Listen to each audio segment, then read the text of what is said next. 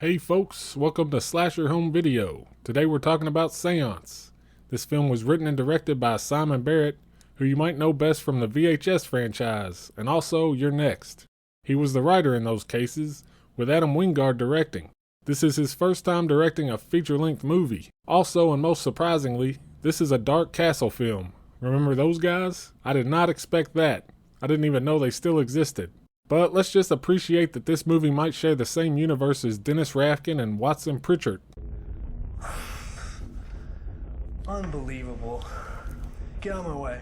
Off the bat, I don't think it's a spoiler to say that this is a slasher movie. I think it was marketed a little bit more like an art-housey ghost story. You could definitely pick up on the slasher elements in the trailer, but I wasn't even sure until I watched it. That's not saying this isn't a supernatural movie. That's kind of for you to figure out as you watch. It's basically a whodunit with that added mystery of whether or not it's a human or supernatural threat. That's pretty cool, actually. I liked it a lot.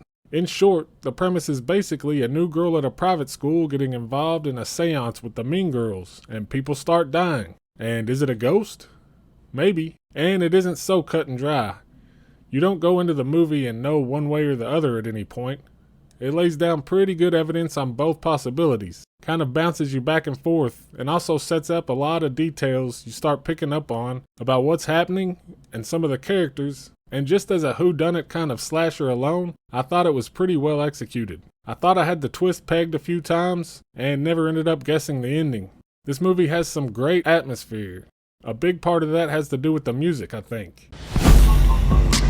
I really think we need to tell someone what's going on. They did really well with that. You can tell Simon Barrett shares that in common with Adam Wingard. But also the setting.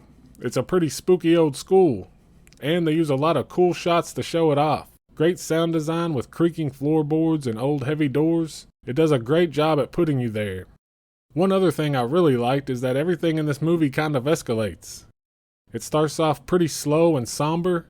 As it goes on, it's almost like the pace gets faster. The kills get gorier and the story gets more off the wall. Not batshit crazy or anything, but I just noticed at first I thought kills-wise the movie seemed pretty tame, and it seemed like a slow burn movie. Then by the end, there were some pretty gnarly kills. The story started taking bigger leaps.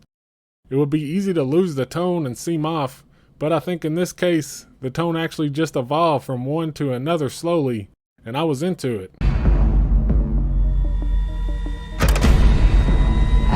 Ghost, rise up to us. If I had to point out one problem with Seance, it would be the main character.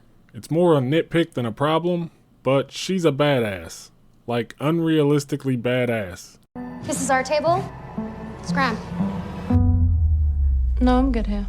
She's a power fantasy on steroids for anybody who's been in that situation, which is cool, but if you've seen You're Next, it's becoming a predictable pattern in Simon's writing. And predictable patterns are never really good. After a while, it might get old.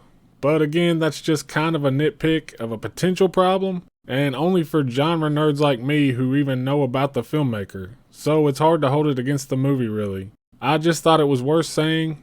I think in the future, it'd be nice to see them mix it up a little bit. I would recommend this movie, especially if you like whodunit slashers. It isn't necessarily a game changer or anything. The end won't have you freaking out by any means. But it's a fun ride.